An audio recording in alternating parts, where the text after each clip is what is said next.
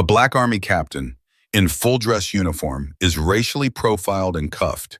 His chilling promise to the aggressive cops, "You will regret this." One single phone call doesn't just clear his name, it ends their careers and challenges a nation.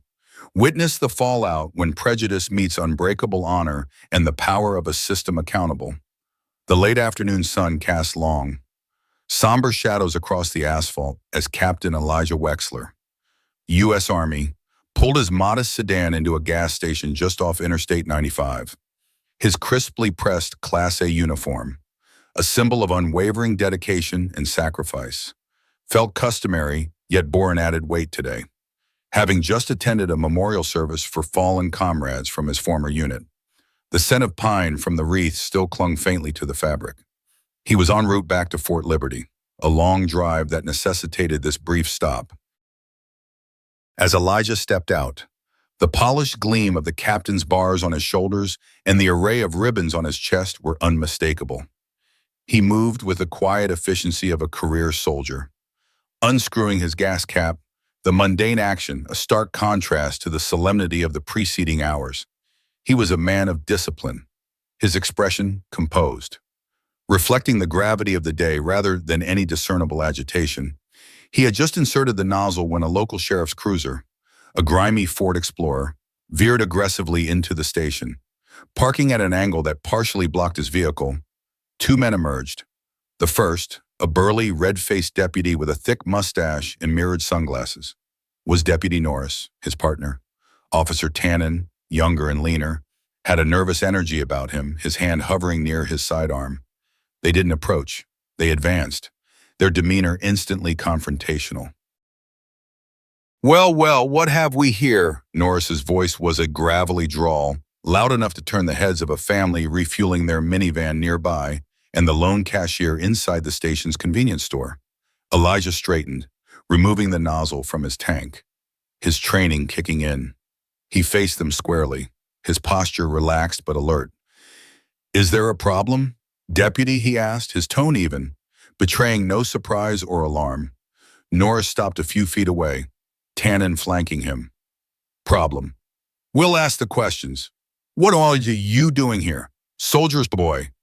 The term soldier boy was laced with a sneer that didn't escape Elijah's notice, nor did the way Norris's eyes flicked over his uniform with a dismissive air. "I'm refueling my vehicle, Deputy," Elijah stated, his gaze steady. "I'm Captain Elijah Wexler, U.S. Army, on my way back to my duty station." Tannen shifted, his eyes darting from Elijah to Norris and back. "License and registration, and step away from the vehicle." Elijah nodded slowly. "My wallet and military identification are in the car. May I retrieve them?" Norris chuckled, a harsh, unpleasant sound. "Oh, he's polite now. Playing soldier. Are we got a report of a vehicle matching yours driving erratically, and someone looking like you causing a disturbance a few miles back." This was a fabrication, and Elijah knew it. His drive had been uneventful, his mind occupied by the fallen. He had meticulously observed every traffic law. "I believe there must be a mistake, Deputy. I haven't caused any disturbance." "Mistake?" Norris stepped closer, invading Elijah's personal space.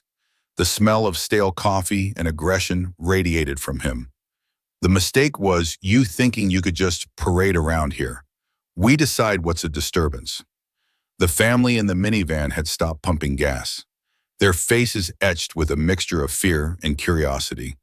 The cashier was now standing at the window, watching. The public stage for this unwarranted stop was set. "I am an officer in the United States Army," Elijah reiterated, his voice a shade firmer but still controlled. "I am willing to provide my identification. It's in my vehicle." He gestured towards his car with a slight inclination of his head. "Hands where we can see 'em," Tannen suddenly barked, his voice cracking slightly. Elijah slowly raised his hands to shoulder height, palms open. The humiliation was a cold knot forming in his stomach, but his expression remained impassive. He had faced far more dangerous situations with less immediate injustice. "Turn around, hands on the car," Norris commanded, his hand now resting on his own holstered weapon. This was escalating with a speed that defied logic or procedure. "Deputy, I am in uniform. I have identified myself as a military officer. I am requesting you verify my status. This is highly irregular." "Irregular," Norris scoffed. "What's irregular is you, boy. Turn around, or we'll turn you around." The threat was plain, the racial epithet, though not explicit, hung heavy in the air, understood by everyone present. Elijah made a calculated decision.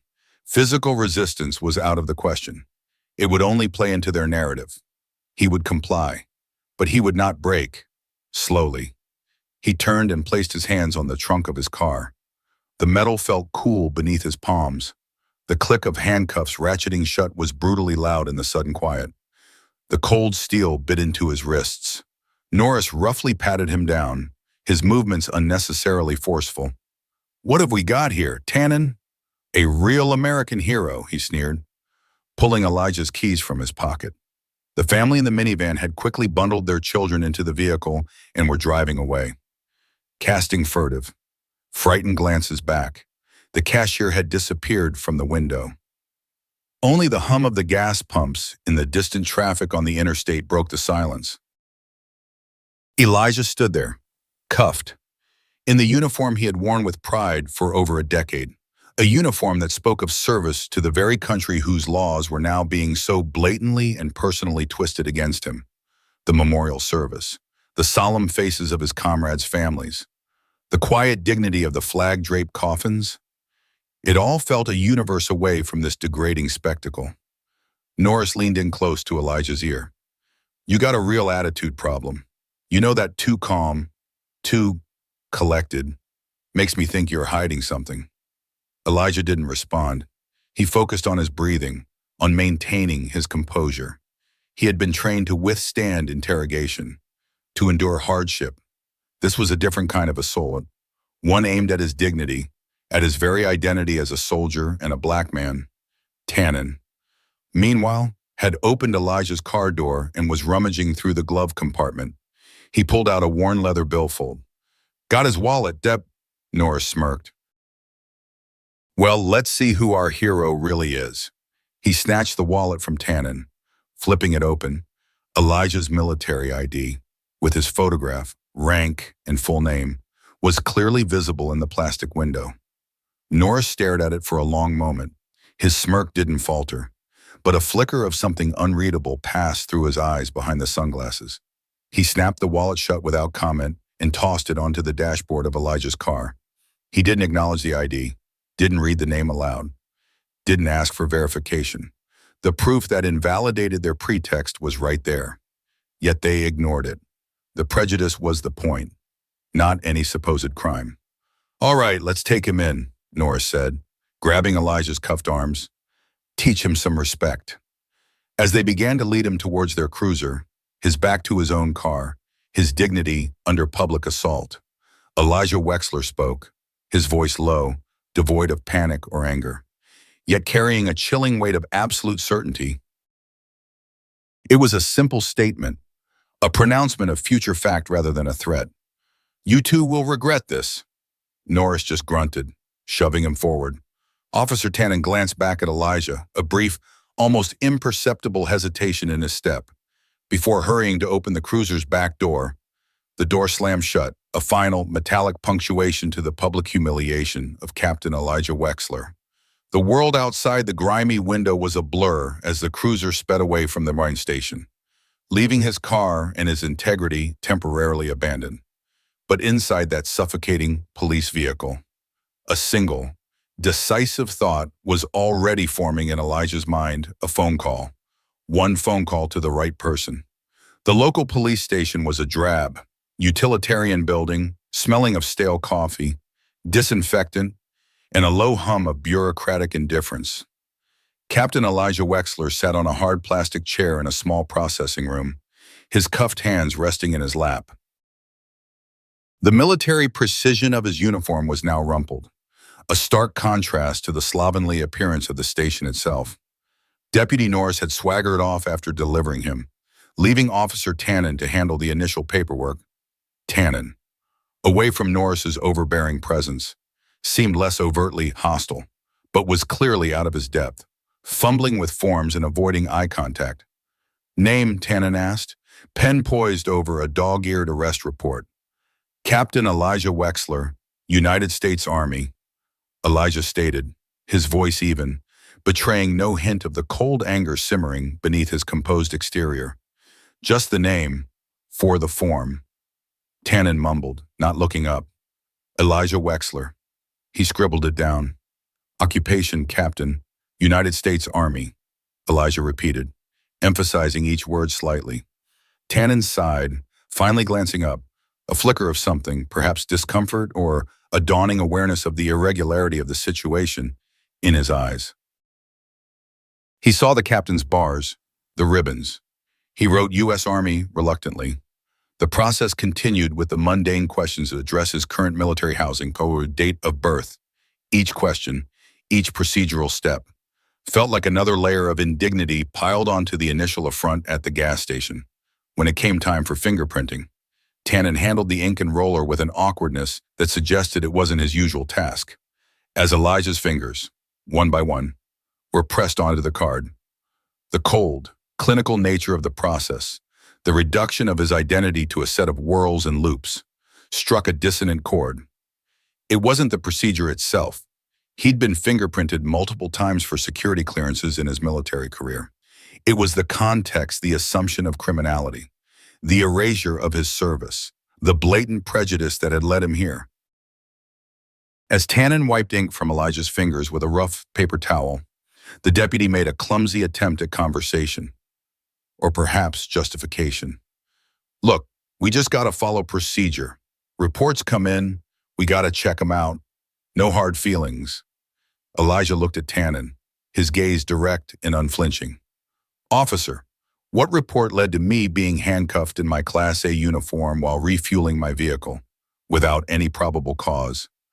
Tannen flushed, looking away. Norris, he said there was a call, matching vehicle. He didn't sound convinced by his own words, the dismissive attitude, the casual disregard for the truth, the subtle attempt to normalize this outrage. It all transported Elijah back, not to a battlefield, but to a dusty street in his Alabama hometown. Nearly 2 decades earlier, he was 16, spending the summer working for Mr. Abernathy, a respected elderly black man who owned a small, meticulously kept hardware store. Mr. Abernathy was a pillar of their community, a man who had served in Korea. Though he rarely spoke of it, he was known for his fairness, his quiet dignity, and his willingness to give a chance to youngsters like Elijah, teaching them the value of hard work and integrity. One sweltering July afternoon, a white delivery driver, new to the route, had arrived with a shipment. The driver, a belligerent man named Harkins, short-fused and openly disdainful, began complaining loudly about a discrepancy in the order, claiming he was being shortchanged. Mr. Abernathy, with his usual calm, tried to explain the paperwork, pointing to the signed manifest. Harkins wasn't interested in explanations. His voice grew louder, laced with racial slurs directed at Mr. Abernathy, accusing him of trying to cheat the company. Young Elijah, stocking shelves nearby, had felt a surge of righteous fury. He stepped forward, fists clenched, ready to defend his mentor. "You can't talk to him like that," he'd exclaimed, his voice trembling with adolescent outrage. Harkins had turned his venom on Elijah. "You stay out of this, boy, or you'll get a taste of it too." Mr. Abernathy had placed a gentle but firm hand on Elijah's shoulder. "Elijah, it's all right. Let me handle this." His voice was low, but there was an iron will beneath it. He didn't raise his voice, didn't return the insults. Instead, he meticulously gathered his copies of the order forms, the signed delivery receipts, and the company's own policy documents regarding disputes, which he kept neatly filed. Harkins continued to bluster and threaten, calling his dispatcher and loudly misrepresenting the situation. The local sheriff, a man known for his cozy relationship with some of the town's less reputable white business owners, was called. When the sheriff arrived, he listened almost exclusively to Harkins, barely giving Mr. Abernathy a chance to speak. The assumption was clear: the black store owner must be in the wrong. Elijah had watched, seething with a sense of helpless injustice, as Mr. Abernathy was treated with condescension and veiled threats of legal trouble by the sheriff. Despite the clear evidence on the paperwork, Mr. Abernathy never lost his composure. He simply stated the facts, presented his documents, and when the sheriff finally, reluctantly, acknowledged that the manifest seemed to support Mr. Abernathy's account, the old man didn't crow or demand an apology. Later that day, after Harkins and the sheriff had left, Harkins still muttering, the sheriff unapologetic, Elijah had asked Mr. Abernathy, "Why didn't you yell back? Why didn't you make them listen? He insulted you." Mr. Abernathy had looked at him, his eyes kind but weary. "Son," he'd said, "some battles you don't win by shouting louder. You win them by being smarter, by being prepared, and by knowing who to call when shouting won't work. That driver, that sheriff, they wanted me to get angry, to lose my head. That would have just confirmed their picture of me. But the truth, Elijah, the truth on paper, and the truth in how you carry yourself, that has its own power today.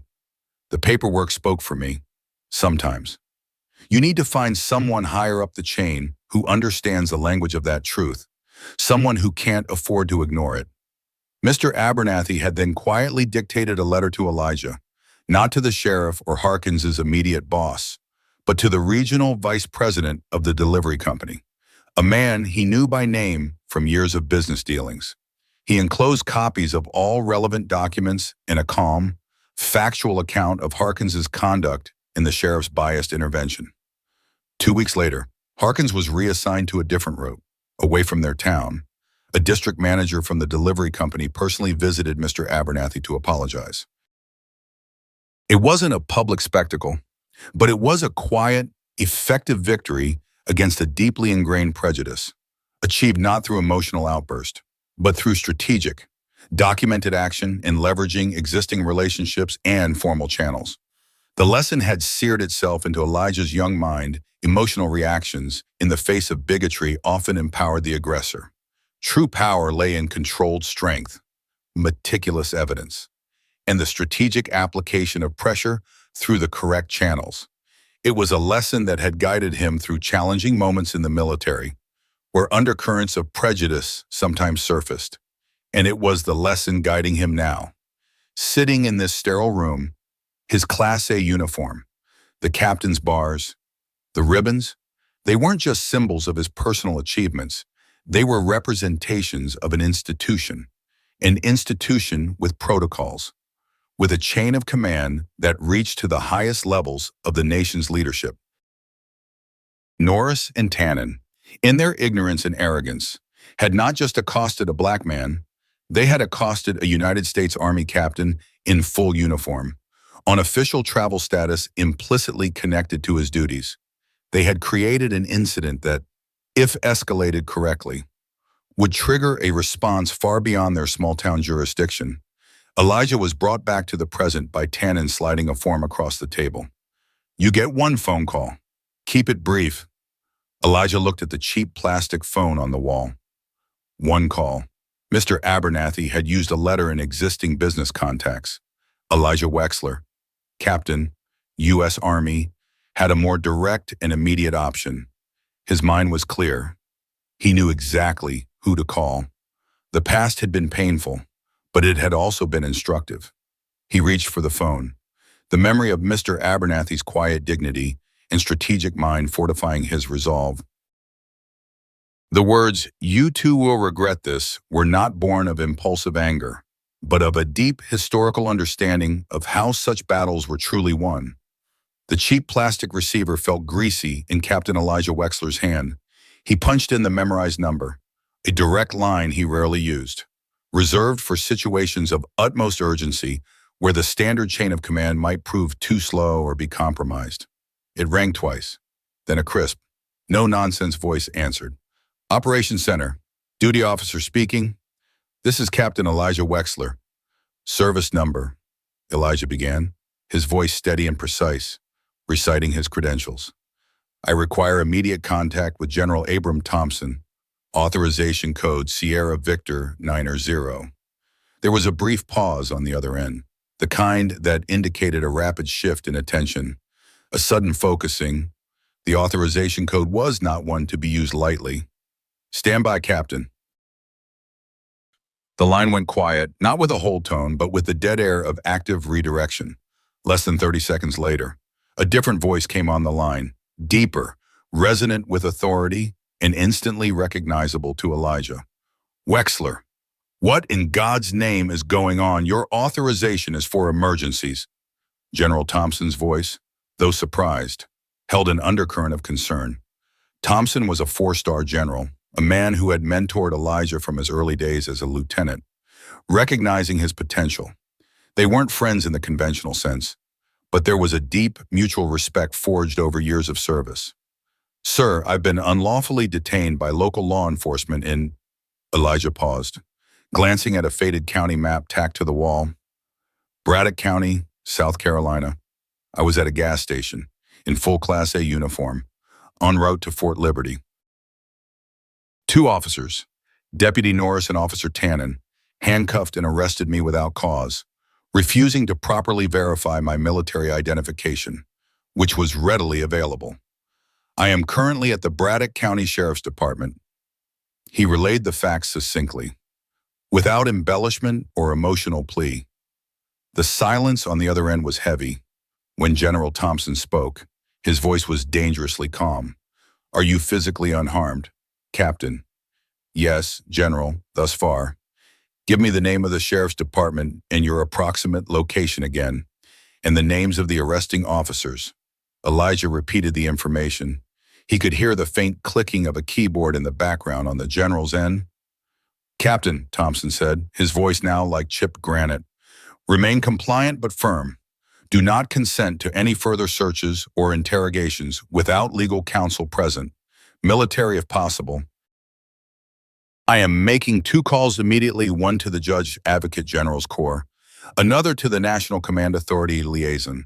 Your exact location will be pinged through your service phone, assuming it's with your belongings.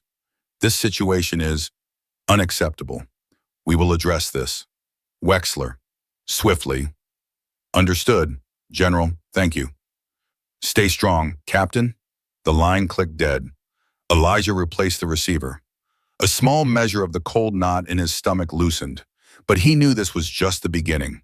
General Thompson's intervention would be like calling in an airstrike, powerful and decisive from a distance, but the ground situation still needed to be navigated. Officer Tannen returned, looking even more uncomfortable. Finished your call? Yes, Elijah replied. He noticed Tannen didn't ask who he'd called. Perhaps ignorance felt safer. They moved him from the small processing room to a slightly larger, equally grim holding cell. It contained a single steel bench bolted to the wall and a dented metal toilet sink combination. The smell of stale sweat and despair was palpable. His uniform, a testament to order and discipline, felt utterly out of place in this environment of casual neglect. He sat on the bench, his back straight, observing the chipped paint and graffiti-etched walls. He wasn't just waiting, he was calculating. An hour crawled by, then another. No one came. The initial flurry of activity around his arrest seemed to have dissolved into bureaucratic inertia. This, he recognized, was another form of pressure, the isolation, the uncertainty, the attempt to make him feel insignificant, forgotten. It was a stark contrast to the swift, decisive action he knew General Thompson would be initiating. The system he trusted was vast, but its gears, especially when interfacing with civilian jurisdictions, could grind slowly at the local level. Finally, the cell door clanged open. It wasn't Tannen. This was a new face, a lieutenant. Judging by the insignia on his collar, he was older, with a weary, cynical look in his eyes, a paunch straining his uniform shirt. His name tag read Mathis. Wexler, is it? Mathis said, his tone flat, holding a clipboard. He didn't enter the cell but stood in the doorway. Heard you were making some noise. U.S. Army. Huh. Fancy uniform? There was no respect in his tone, only a tired sarcasm. I am Captain Elijah Wexler, Lieutenant, and the noise, as you call it, is a formal complaint regarding my unlawful arrest and detention by Deputy Norris and Officer Tannen. Elijah stated, his voice firm but respectful of Mathis's rank, at least nominally. Mathis gave a humorless smile. Yeah, Norris can be a bit enthusiastic. Probably just a misunderstanding. You know, things get heated on the street. Best not to make a big deal of it. We can probably get this whole thing cleared up. Get you on your way. Little bit of paperwork. Maybe a small fine for, let's see, failure to comply or something minor. Keep it simple. Elijah's eyes narrowed slightly. This was the covert discrimination. The systemic protectionism. He had anticipated. Mathis wasn't denying an incident occurred. He was trying to reframe it, minimize it, bury it under a minor, fabricated charge to make it go away quietly, protecting his deputies from any real scrutiny. Lieutenant, Elijah said, his voice dropping a decibel, carrying a new intensity. There was no failure to comply on my part. I was cooperative. I identified myself. My military ID was ignored. I was handcuffed and brought here against my will, without justification. That is not a misunderstanding. That is a violation of my civil rights and an affront to the uniform I wear. I will not be keeping it simple by admitting to a false charge. Mathis's smile vanished. His eyes hardened. Look, Captain, or whatever you are, you're in my station now. Army or not, around here, we handle things our way. You want to make this difficult. It can get very difficult. We can hold you for 48 hours, 72 if we feel like it. While we investigate, your fancy friends, wherever they are, can't just snap their fingers and make things happen instantly in Braddock County. The threat was clear bureaucratic entanglement, malicious compliance with procedures designed to delay and frustrate. This was the labyrinth of local power, where the word of a deputy, however flawed, often carried more weight than an outsider's, regardless of rank or uniform. I have already made my official notification to my commanding authority. Lieutenant Mathis, Elijah said, his gaze unwavering. They are aware of my situation, my location, and the officers involved. I expect this matter to be handled through official channels, and I expect my rights to be respected. I request access to legal counsel, specifically from the Judge Advocate General's Corps. Mathis scoffed. JAG lawyers in Braddock County. Good luck with that. You'll get a public defender when we decide you need one, if it even gets that far. He made a note on his clipboard, a dismissive flick of the wrist. You're not doing yourself any favors. Wexler, we had a report, we acted on it. End of story. Far as we're concerned, you'll be processed like anyone else who comes through that door making trouble. He turned to leave, then paused. And that phone call you made, don't think it changes what's down here.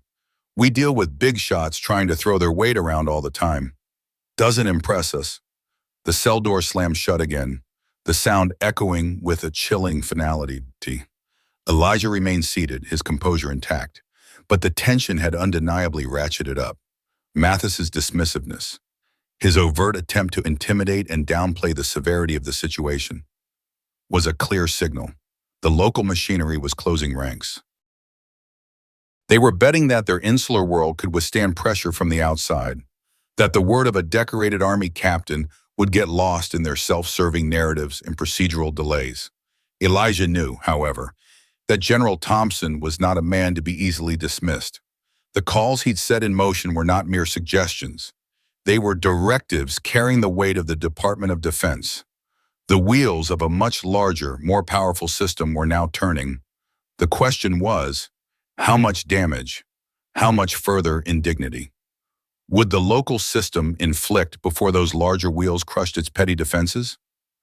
The quiet of the cell was now charged, not with despair, but with the grim anticipation of a coming collision between two vastly different worlds of authority. The hours in the holding cell bled into one another, marked only by the shifting angle of weak sunlight filtering through a high, grimy window. Captain Elijah Wexler maintained his disciplined posture on the steel bench, a silent rebuke to the indignity of his confinement. He ran through mental checklists, replaying the encounter, his conversation with General Thompson, and Lieutenant Mathis's thinly veiled threats. He was a soldier in hostile territory, outnumbered but not outmaneuvered. His training emphasized patience, observation, and the exploitation of enemy weaknesses. Right now, the enemy was a parochial police department drunk on its own petty authority, and its weakness was its arrogance. Outside the cell, the Braddock County Sheriff's Department was a hive of controlled panic and bluster. Lieutenant Mathis, after his dismissive encounter with Elijah, had conferred heatedly with Deputy Norris in his cramped office. Norris, red-faced and defensive, was adamant, and he had an attitude. Lou resisted questioning. Fit the description. The uniform could have been stolen for all I knew at the time. We got to make the charges stick. Resisting, obstruction, maybe even throwing an assault on an officer if he keeps pushing. Mathis, older and more attuned to the political winds, however faint, was less sanguine. Assault. Don't be an idiot. Norris, there are no marks on you or Tannen. He's an army captain. You cuffed a captain in his dress uniform. This isn't some local drunk. He said he called his commanding authority. That could mean anything from a desk sergeant to the damn Pentagon. Given his rank, we need to make sure our report is solid, airtight, no discrepancies. It is solid, Norris insisted, though a bead of sweat traced a path down his temple. Tannen will back me up. He was there. Tannen better, Mathis muttered, chewing on the end of a pen. Go find him. We need to finalize the incident report and make sure it clearly states the suspect was non-compliant and matched the Bolo description before you identified him as military. Officer Tannen was, in fact, trying to make himself as inconspicuous as possible at a cluttered desk in the main squad room, ostensibly catching up on paperwork, but mostly replaying the events at the gas station and in the processing room. He'd seen Elijah Wexler's military ID. He'd seen the captain's bars. The ribbons that spoke of service, Tannen could only imagine. He'd heard the calm, unwavering certainty in Wexler's voice, both at the scene and later. When he'd requested legal counsel from the JAG Corps, he'd also heard Norris's blatant lies and Mathis's attempts to construct a narrative that bore little resemblance to reality. A cold fear, different from the nervous apprehension he usually felt around Norris, was settling in his stomach. This wasn't just rousting a vagrant or pulling over a speeder. This felt different, dangerous. The words General Thompson and National Command Authority, which he'd overheard snippets of from officers discussing Wexler's phone call, echoed in his mind. He was a young officer, barely 3 years on the force. He had a wife, a new baby. He hadn't signed up for this. To be an accessory to what was increasingly looking like a monumental screw-up with potentially career-ending, if not legal, consequences. Norris loomed over his desk. Mathis wants us in his office. Time to dot the I's on that report about our soldier boy. His tone was conspiratorial, but his eyes held a warning. As Tannen followed Norris, his mind raced. He remembered Elijah's wallet and military ID, still logged in an evidence bag in the property room. Along with his car keys and phone, Norris had barely glanced at the ID. Mathis probably hadn't even seen it. They were building a case on prejudice and lies, and they expected him to be a compliant brick in their wall of deceit. In Mathis's office, the lieutenant slid a freshly typed incident report across the desk. Read this. Tannen, make sure it aligns with your recollection. We need to present a united front.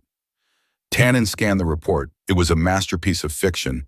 It described Captain Wexler as agitated and evasive, matching the description of a suspect wanted for questioning in a series of minor thefts in the area, a detail invented whole cloth, and verbally aggressive when questioned.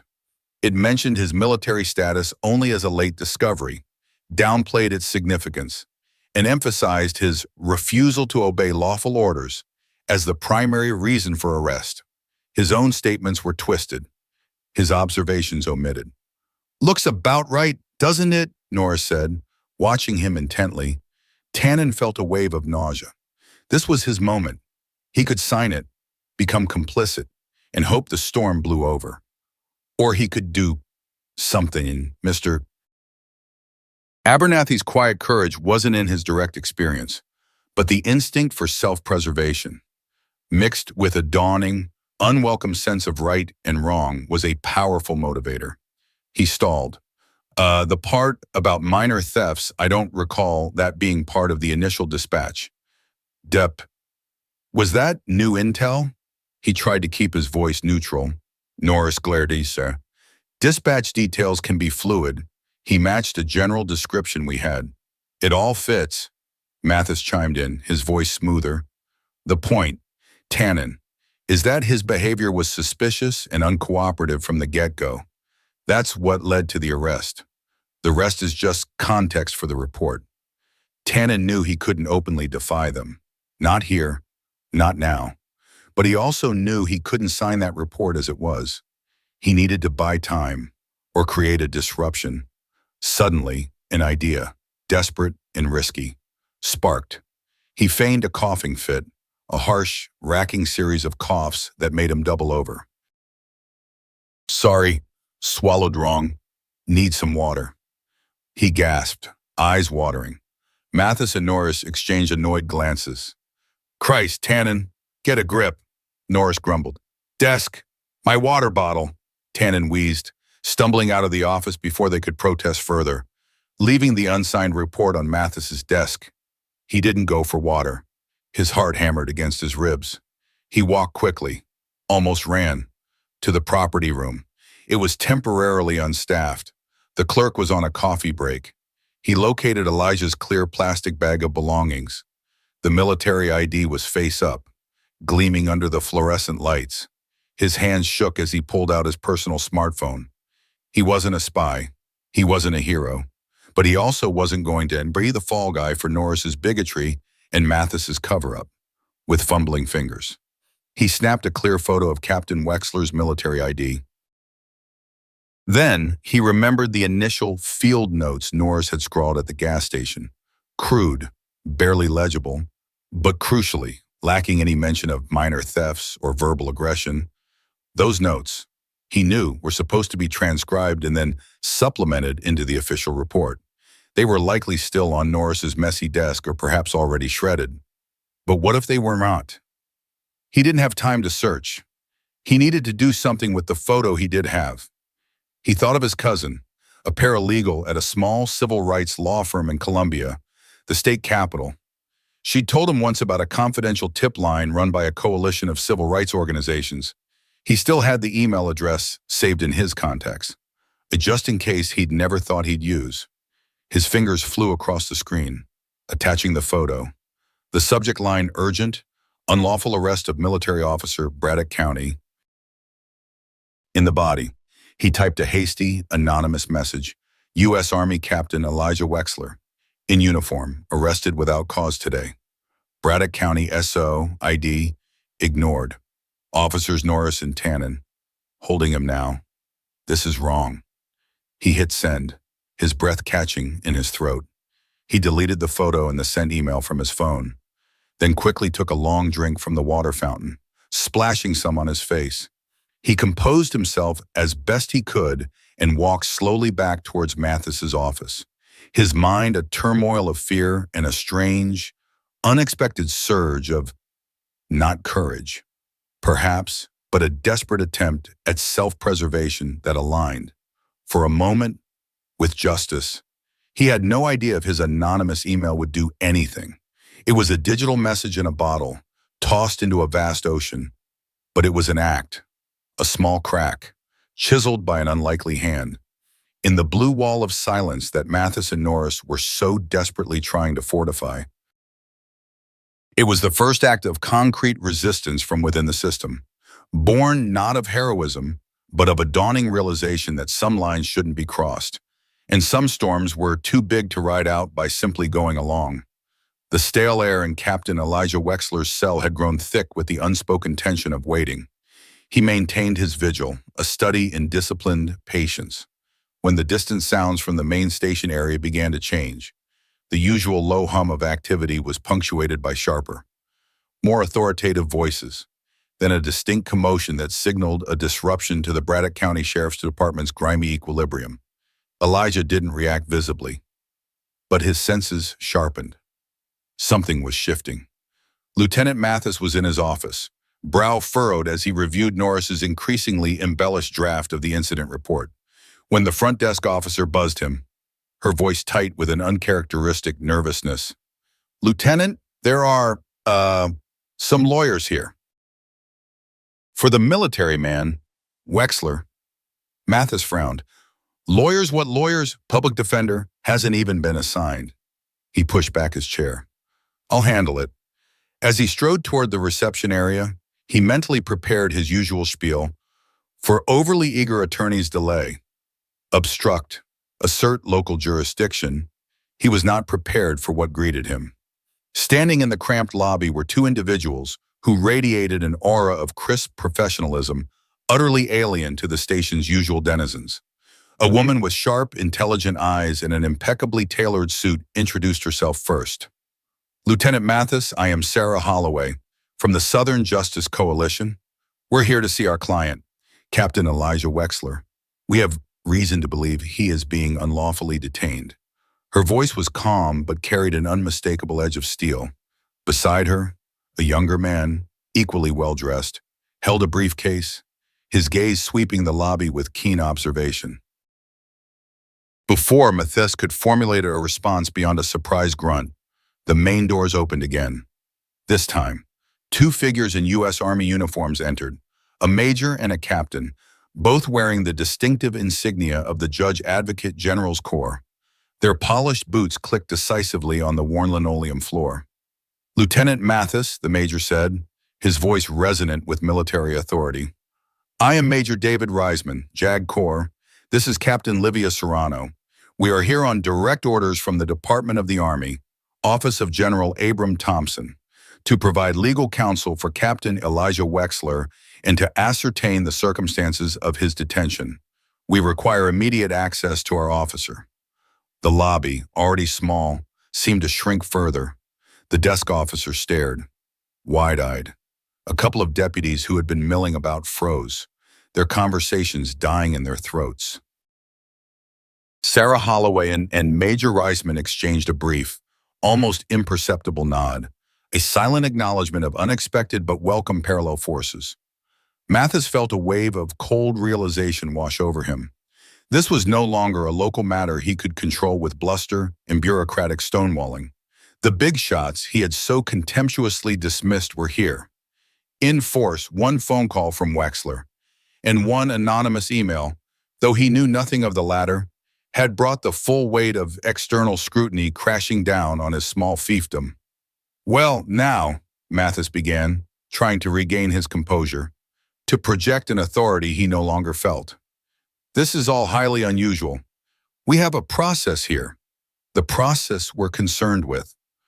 "Lieutenant," Sarah Holloway interjected smoothly, "is the one that respects a citizen's constitutional rights and the Uniform Code of Military Justice as it pertains to service members. We understand Captain Wexler was arrested without probable cause while in uniform." She opened her briefcase, producing a copy of a photograph. "This is Captain Wexler's military identification. We have been informed it was available to your officers at the time of arrest, but was disregarded." Mathis stared at the printout of the ID, a clear, undeniable image. Where did she get that Tannen's sudden coughing fit and hasty exit from his office earlier flashed in his mind. The thought was chilling. Major Reisman stepped forward. "Lieutenant, we also have Captain Wexler's direct testimony, relayed to his commanding general, outlining the events. We require your full cooperation. This includes all incident reports, dispatch logs, body camera footage from the arresting officers, and access to Deputy Norris and Officer Tannen for formal questioning by military investigators who are en route."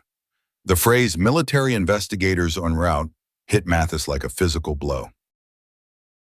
This was escalating far beyond a simple complaint. This was becoming a federal and military matter. Deputy Norris, drawn by the commotion, swaggered into the lobby, his face flushed with indignation. "What's all this, then? We got a situation under control here." He spotted the army uniforms and the civilian lawyers, and his bluster faltered slightly. "Deputy Norris," Major Reisman said, his voice like ice, "you are one of the officers involved in the detention of Captain Wexler. You will refrain from making any further statements until you have been formally interviewed." Norris bristled. "Now hold on a minute. I'm the arresting officer. That man was resisting." "Resisting what?" Deputy Sarah Holloway challenged, her voice sharp. "Resisting being unlawfully handcuffed while lawfully refueling his vehicle. Resisting having his military service and identification summarily dismissed because of the color of his skin." The accusation hung heavy in the air. Norris's face purpled. "That's a damn lie. This ain't about race." "Then what is it about?" Deputy Holloway pressed. "Because the official report we anticipate seeing will need to clearly articulate the undeniable probable cause for arresting a decorated Army captain in his Class A uniform. We have a witness from the gas station who has already come forward, describing your aggressive behavior and Captain Wexler's calm demeanor." This was a bluff. Tannen's anonymous tip hadn't mentioned other witnesses yet, but it landed with devastating effect. The very public nature of the gas station arrest, initially a stage for Elijah's humiliation, was now a liability for the department. Mathis saw the situation unraveling with terrifying speed. His attempts to control the narrative, to bury the incident, had failed spectacularly. The power dynamic in the Braddock County Sheriff's Department lobby had irrevocably flipped. He was no longer the gatekeeper of local justice. He was a small-town lieutenant facing the combined might of civil rights attorneys in the U.S. military. Witnesses were present, his own deputies, the desk officer, even a bewildered civilian who had come in to report a lost dog and was now frozen in place, watching the drama unfold. All right, Mathis said, raising his hands in a gesture of reluctant concession. "There's no need for accusations. We will cooperate. Captain Wexler is in a holding cell. He is unharmed. We'll be the judge of that," Major Reisman stated. "Take us to him. Now." As Mathis, deflated and pale, turned to lead the way, Officer Tannen appeared at the edge of the group, drawn by the escalating confrontation. He looked terrified, his eyes darting between Norris, Mathis, and the formidable array of legal power that had descended upon them. He saw the photo of the ID in Miss Holloway's hand and knew, with a sickening certainty, that his anonymous email had hit its mark. He had opened Pandora's box, and the consequences were now playing out in real time. Norris shot Tannen a venomous glare, a silent promise of retribution. But his bravado was gone, replaced by a sullen, trapped anger. He was beginning to understand the magnitude of Captain Wexler's quiet, chilling words. "You too will regret this." The procession, lawyers, JAG officers, a chastened Mathis, and a silently observing Tannen, moved through the dingy corridors toward the holding cells. The atmosphere was thick with the undeniable shift in power. The public confrontation had occurred, not on a grand stage, but in the heart of the aggressor's own territory, witnessed by their colleagues, with evidence they could not refute now in the hands of those who would not be intimidated. Captain Elijah Wexler, who had endured hours of unjust confinement with quiet fortitude, was about to have his first taste of the justice he knew his call would set in motion. The leverage had shifted, decisively and irreversibly. The clang of the cell door opening was different this time. It wasn't the indifferent thud of a jailer. It carried the weight of impending liberation. Captain Elijah Wexler rose slowly from the steel bench as Major Reisman and Captain Serrano entered, followed by Sarah Holloway. Lieutenant Mathis hovered awkwardly in the doorway, a diminished figure. "Captain Wexler," Major Reisman said, his voice respectful, offering a crisp salute which Elijah returned despite the rumpled state of his uniform. "Major Reisman, JAG Corps, this is Captain Serrano, and Miss Sarah Holloway from the Southern Justice Coalition. We're here to ensure your immediate release and to begin addressing this egregious situation." Elijah nodded, a profound sense of relief washing over him, though his expression remained composed. "Thank you for your prompt arrival, Major, Captain, Ms. Holloway. Your presence is appreciated." Sarah Holloway stepped forward, her eyes filled with a mixture of professional concern and personal empathy. "Captain Wexler, we are appalled by what has happened to you. We received an anonymous tip, including a photograph of your military ID, confirming your status was known and ignored. This information, combined with the swift action of General Thompson, has brought us here." Elijah glanced briefly at Mathis, then at a pale Officer Tannen who was visible down the corridor. He now understood the source of that critical piece of evidence. Someone on the inside had taken a risk. The formalities of his release were expedited with a speed previously unimaginable in the Braddock County Sheriff's Department. The fabricated charges were dismissed on the spot, the paperwork vanishing as if it had never existed. His belongings were returned, his uniform now bearing the unfortunate creases of his unjust confinement. As Elijah stepped out of the cell, a free man once more, the corridor seemed to be lined with shamefaced deputies and station employees, all avoiding eye contact. Deputy Norris was nowhere to be seen, reportedly having been strongly advised by Mathis to make himself scarce until the military investigators arrived. Within hours, the story, initially a localized outrage, began to break on a national scale. The anonymous tip to the Southern Justice Coalition, coupled with an official, scathing press release from the Department of Defense issued under General Thompson's authority, painted a damning picture. The media narrative was swift and brutal. Decorated Army captain arrested, humiliated by local police, racial profiling alleged. The image of a black officer in full-dress uniform being handcuffed at a gas station became an instant symbol of systemic injustice. The National Security Command, as foreshadowed, issued its own stern rebuke, condemning the treatment of a service member and demanding a full federal investigation into the Braddock County Sheriff's Department's practices. The pressure was immense, immediate, and overwhelming. The aftermath for Deputy Norris and Officer Tannen was swift and severe.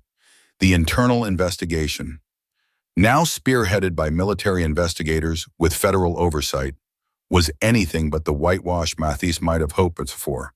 Body camera footage, though initially misplaced, was miraculously found once federal agents arrived. It clearly showed Norris's aggression, Tannen's nervous compliance, and Elijah's calm, professional demeanor. It also captured Norris dismissing Elijah's military ID. Deputy Norris was suspended without pay almost immediately, and within weeks, following a damning internal affairs report and under immense public and federal pressure. He was fired. Criminal charges for official misconduct, deprivation of rights under color of law, and filing a false police report were brought against him by the State Attorney General's office. Spurred by the federal findings, his career in law enforcement was over. His reputation in tatters. Officer Tannen, in a desperate bid for leniency, cooperated fully with the investigators. He confessed to his role, detailed Norris's bigotry and Mathis's attempted cover-up, and admitted to his fear of reprisal, his anonymous email, while not excusing his initial inaction, was seen as a mitigating factor. He, too, was fired from the Braddock County Sheriff's Department, but he avoided criminal charges in exchange for his testimony against Norris and his agreement to participate in a restorative justice program. His life was irrevocably changed, a pariah in local law enforcement circles, but perhaps with a chance to rebuild elsewhere, carrying the heavy lesson of his moral failure in subsequent, belated courage. Lieutenant Mathis, for his part in attempting to orchestrate the cover-up and intimidate a federal officer, was demoted to sergeant and reassigned to a desk job pending further review. His own career significantly tarnished. The Braddock County Sheriff's Department itself was placed under a federal consent decree, mandating sweeping reforms, retraining, and external oversight for years to come for Captain Elijah Wexler. The experience was a crucible. His public humiliation had been transformed into a national rallying cry against racial injustice and abuse of power. He was initially reluctant to become a public figure, but seeing the outpouring of support and the opportunity to effect genuine change, he accepted the platform. He gave measured, powerful interviews, not filled with anger, but with a soldier's precision about the need for accountability, respect, and systemic reform within civilian law enforcement. He spoke of the honor of his uniform and how it should be a shield against prejudice, not a target for it. His words resonated deeply. Veterans groups, civil rights organizations, and ordinary citizens from all walks of life lauded his courage and composure. The phrase, "You too will regret this," became an iconic statement, not of vengeance, but of the inevitable consequence of injustice when confronted by integrity and a system, however flawed, that could ultimately be compelled to act. The community of Braddock County was deeply shaken. Many were horrified by the actions of their own police force, leading to local protests and demands for accountability that went beyond the federal intervention. The gas station where the arrest occurred became an impromptu site for solidarity gatherings. The family who had driven away in fear that day publicly came forward, their testimony corroborating Elijah's account and further damning Norris. Elijah Wexler didn't seek to become a symbol, but he embraced the responsibility that came with it. He continued his distinguished military career, but he also became an advocate for better training and community policing initiatives. Working with organizations like the Southern Justice Coalition, the phone call he had made from that dingy station cell had not just secured his own freedom, it had triggered a cascade of events that exposed a rotten core and forced a reckoning. Mr. Abernathy's long-ago lesson had proven true on a scale Elijah could never have imagined as a teenager. The truth on paper, or in this case, on a military ID and a body camera, combined with the courage to activate the right channels of power, had indeed spoken louder than any shouted threat or insult. The system had been challenged, and for once, it had bent decisively toward justice, not through a slow grind, but through a swift, undeniable public confrontation where the evidence was irrefutable and the witnesses were the nation itself. Elijah Wexler's honor was restored, not just by military decree, but by the awakening of a community and the affirmation that even in the face of ingrained prejudice, one man's stand, amplified by a just system, could indeed make a profound difference.